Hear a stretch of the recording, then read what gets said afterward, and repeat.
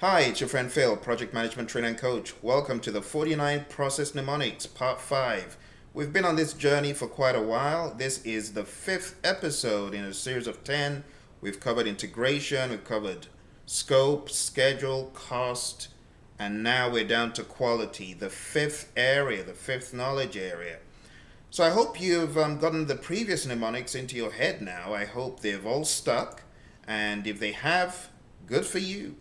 You see, it's quite easy once you get those mnemonics, that picture. You see, that's why I'm showing you ridiculous mnemonics, showing you images that will stick. Remember, the last one was the puppy in front of the breakfast with a croissant. The next one was Prince Charles. The other one before that was someone with post-it notes all over the place because they were late, which was really the PMI. Then before that, it was King David. So I hope you've enjoyed all of those. Today we're going into quality management. Now, for those of you who are new, my name is Phil. I have been a project manager for going to 2 decades now, and I've taught several people for the PMP exam through Praizion, the company behind this, trained so many companies worldwide, and it's a pleasure to be with you today. So let's get down to business. Page 25. It's that page that everyone hates to love or loves to hate. And right now we're taking a look at quality management. There's 3 processes in quality management, but before I show you those 3 processes, let's talk about the process group postcode. The process group postcode 2241012-1. Don't forget that. 2 processes in initiating, 24 in planning, and so on.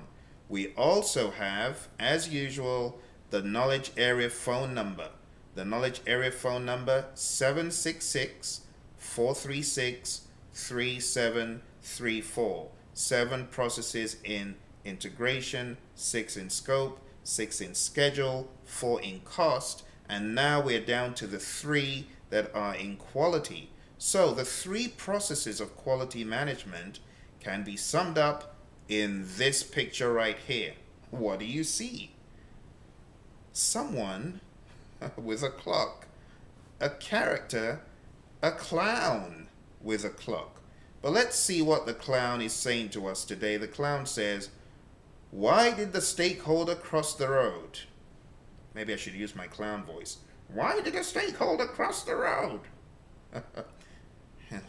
Let's see what he says. He says, "Because I, the PM, was late again."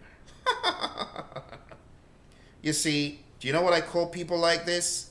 I call them PMCs, Project Management Clowns. You know them. They're project management clowns all over the place. They call themselves project manager, but they find what they shouldn't find funny. You're late. Your project has gone to the dogs. All right, maybe that's a stretch. Let's say they don't find it funny, but they're not moved. So what if I'm late? Everyone's late. So what if that happened? Yeah, get a life. That's the wrong attitude. So I call folks like this project management clowns. It will amaze you. I've had so many conversations with Uber drivers who have a double life. They're Uber drivers by day, but by night they're studying project management. You would never believe it. I've had one in Minneapolis, one in the UK, one in a different state. I can't even remember the state now. Atlanta. It was Georgia, Atlanta, Georgia. So I was having this conversation with these drivers, and apart from the ones studying for the exam, those that had become project managers and were not certified, they moaned and groaned and griped about PMPs. There was actually another one in Arizona a few weeks ago that I met, and he had never heard of the PMI, and he found it hard to believe that there was an organization called the PMI where certifications were available. And, in his mind, the moment he heard certifications, he said, "I can't believe they're making people take an exam before they practice project management." I said, "No, they're not making you. It's optional." But anyway, a lot of the conversations I've had with these folks point to the fact that a lot of people who are project managers around them are not stepping up their game. And I just call them PMCs. So why am I saying all this? I'm trying to give you a solid visual so that you will never forget the project management clowns that I'm talking about, PMCs. They're clueless. You've probably come across some of them. You know, I've been in an organization where I had to abandon ship. I was working with a PMC. So, hey, let that be a mnemonic. Go to Twitter and paste it up, PMC, and anyone asks you, let them know. Project management clown, a project manager who doesn't know what he or she should be doing. So, what does a P stand for? The project stands for plan quality management. The management stands for managed quality. And the last one, clowns, stands for control quality. So you've got plan quality management, managed quality, and control quality. And those are the three processes that you have. It's quite straightforward because there are only three. So PMC, you know, someone says, Phil, I want a different mnemonic. Well, pimp my car. You know, you watch Pimp My Ride, remember Pimp My Car instead of project management clowns. But I've given you two mnemonics. So, hey, there's no excuse. Now, project management clowns take quality very lightly. They're not concerned with inspection. They rush through their testing. You know, kind of put a face to the name so you remember the mnemonic really well. Project management clowns. Now, let's get down to the ratings of the weight in each of these processes. So 1 for anything in planning, 3 for anything in, what do we call it, in executing, I beg your pardon, and 2 for anything in the monitoring and controlling process group. Okay?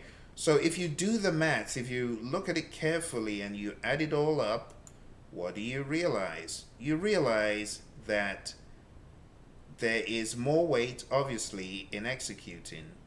But then monitoring and controlling, 2%, that could be a showstopper. That could be a game changer on the exam. So the total is 2 plus 3 plus 1. That is 6%. Okay? So there's a 6% weighting of everything in quality. Literally speaking, if you just take it apples to apples, you know, it's 6%. But I thought that today I should remind you that this 6% needs to be compared to some other knowledge areas, and this will help you focus appropriately. So take a look on the screen. You can see integration has 25% rating. That is massive compared to the 6% we just looked at, right? Scope, I believe scope has a, let's add it all up.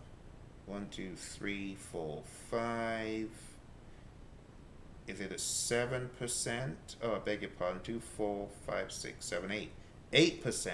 So if you compare 25% in integration to 6% in quality to 8% in scope to, what did we get, 7% in scheduling, it's so small I can hardly see the print, to 5, I believe it is, 5% in cost, you can see where your concentration needs to be. And this is very important. This is why certain people flunk the exam, because their integration focus is weak. Now I know this is quality day, but I want to realign your focus to always tie every knowledge area back to integration. Integration is the glue that binds all of the other knowledge areas together. Without integration, forget it, you're lost. Okay, you really need integration to make a home run on the PMP exam. Okay, I know that on the CAPM exam it's different, they weight them differently, but subliminally speaking, if you really dig into the details, what you discover is that the PMI on the PMP exam are very likely weighting integration a lot more than other areas. We hear this moan and groan across social media, so you might want to be clued up about this. That's why I'm sharing this mnemonic summary screen with you. So if you take a look at it, integration trumps them all. Integration is the big ticket item in all of the knowledge areas. I don't believe any other knowledge area has this much weight.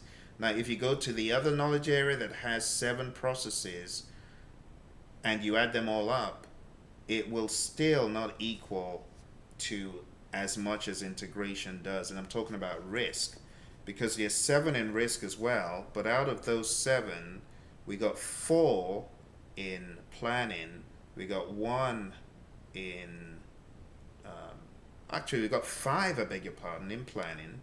So that's quite a lot, 5 in planning. But if you add up the weight of those in risk, you get 5% from planning, 3% from implement risk responses, making 8, and 2 from monitoring and controlling, making 10. So even though risk is 7 processes, compare it to integration 7, it's not even half the weight. You see what I'm saying? So integration needs to be handled very carefully, but I want you to anchor back every knowledge area, anchor it back, right, to integration. So today, I want you to focus on anchoring back the quality area to integration. So we're going to take a look at our favorite book, okay?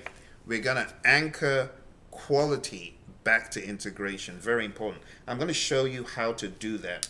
So page 273 has a figure 8-2. And as you look at figure 8-2, I want you to identify the interfaces with integration management. So if you look in that figure, it says project integration management. It just gives it as a big ticket item, as a high level aggregate of many different things.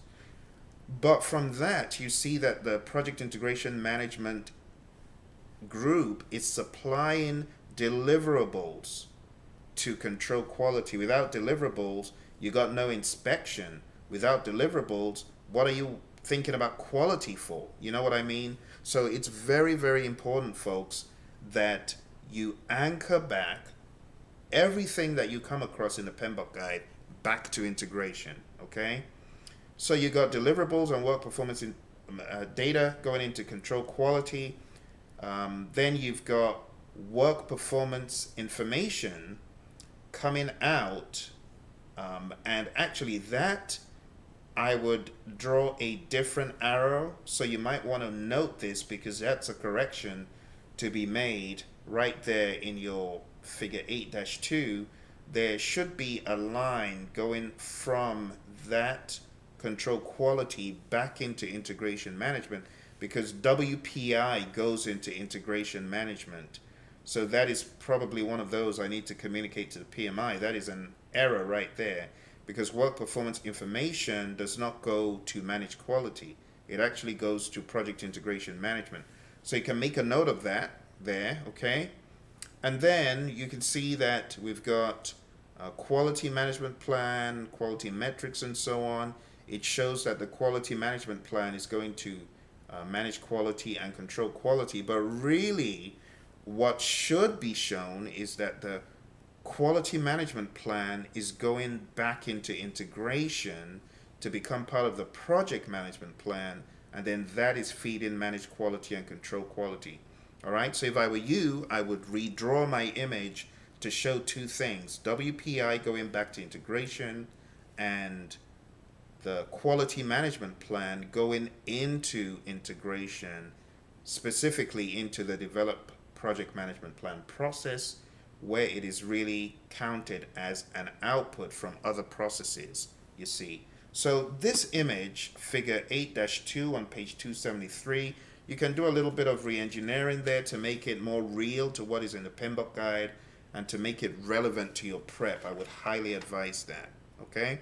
Now, to really anchor this back well, I would also suggest going through pages 274 to 276. Okay, so here you've got trends and emerging practices, the whole discussion of customer satisfaction.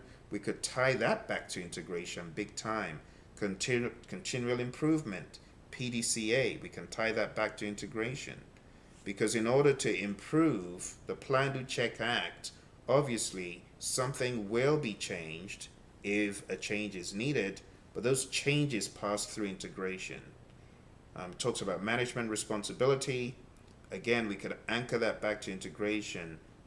Management needs to be aware of what is going on so that they can play their role, sensibly. We've got manage project knowledge, and we've got close project or phase, closing out phases, the relay of all of that, final report, and so on and so forth.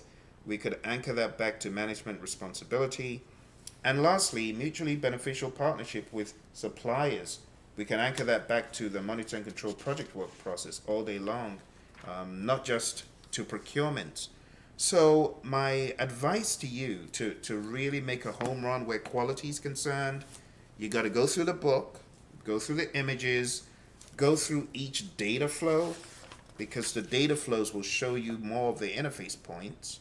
So, for example, figure 8-4 needs to be studied. That's one of the data flow ones. And figure 8-8 going to manage quality. That needs to be read. And going to 8-11. Okay? One of my students, one of my bosses who killed the exam, you know what she did? She printed out all of these. And I'm talking about these ones. I hope you can see. Let me dim the light for a second just so you can see the book properly. All of those data flows, you see those? She read every single one. But not just that, she actually printed them out, and before her exam, the day before her exam, put them all out on the floor, zoned into them. For you, if you've got a phone, smartphone, device, why haven't you downloaded the PMBOK guide? You should be a member of the PMI, because it's cheaper to take the exam as a member than a non-member. So you should have a PMBOK guide on your device, and highly recommend study the data flows for the associations to sink in. If you go to figure 8-11, you see exactly what I was telling you.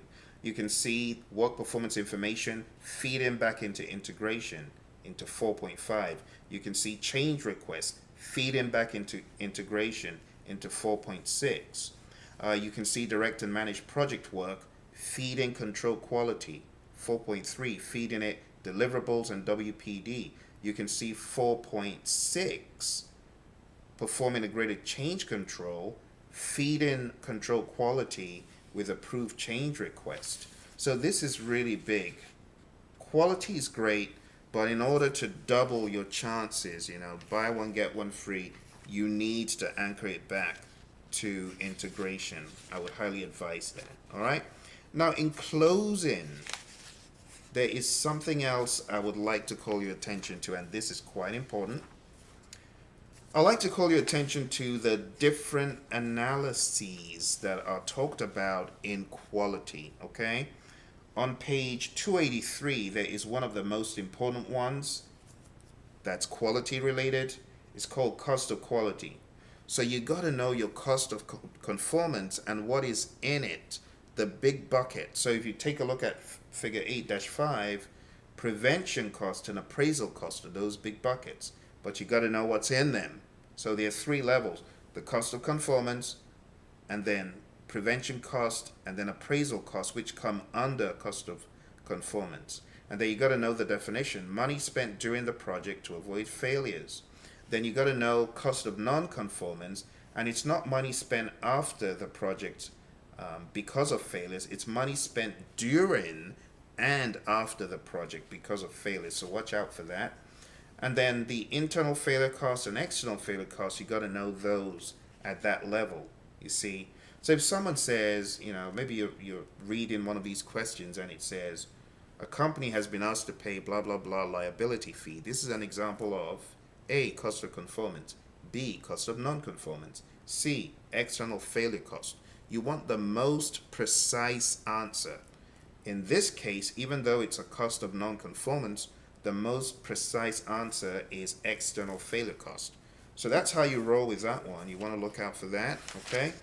And then all of these analyses types talked about going beyond that. We've got cost benefit analysis, CBA, trying to determine if it is worth going that far for quality compared to the rewards, something to that effect. And then if you go to manage quality, under data analysis here, we've got alternatives analysis, document analysis, process analysis, and RCA, and they're very straightforward. You know, alternatives analysis, a keyword here, identified options. You're trying to evaluate identified options for quality, you know, quality process and so on, to optimize the process and so on. Document analysis, the analysis of different documents. Why? You want to find out if the process or why the process is out of control, okay? So quality reports, test reports, those can help you detect if your process is out of control. Process analysis, this is looking for opportunities for process improvements. And RCA, so root cause analysis, trying to find the root cause, underlying reason why a process may be out of control or why a deliverable was defective, that kind of thing. So there's a lot of lower level detail when it comes to these data analyses things here. And then in control quality, we've got performance reviews and we've got root cause analysis. So similar to the previous one, it's got RCA. But I would advise you, anywhere you see these grouped tools and techniques in several processes within a knowledge area, you got to tread with caution. You got to be very slow and deliberate. You know, cross your T's, dot your I's. Make sure you've got all of that lower level information so that if you come across any questions that contain this level of detail, it's not going to throw you for a loop. Data representation is another one. There's lots of stuff, and I wish I could go through all of this stuff with you, but we don't have enough time. For those of you who feel you've not covered quality to a high degree, I want to recommend that you visit our website, Praizion.com, sign up for training, because it's very easy to do a high-level presentation of this stuff. But for your exam, you got to go deep, folks. You got to go deeper than most people are willing to go. And that's why, you know, I want to encourage you, go to our website and sign up if you feel that your training is not solid. And I hear this from so many people all the time. Phil, I wish I'd known about Praizion earlier. I went for a mushroom course somewhere and I failed the exam miserably. And those folks come on our course and they do well. But hey, if that's not you and you feel that your course is a stellar one, more power to you. I'm really looking forward to hearing great news. Lots of you have been watching these videos for quite a while, and I'm expecting to see some payback. I'm expecting to hear some good news. Good news of your success. I really want you to succeed, and I want you to come back and share lessons and encourage others, okay? There's the website, www.praizion.com. As usual, thank you very much for sticking with me. I know it's been a bit of a long one today, but there's been so much stuff to talk about.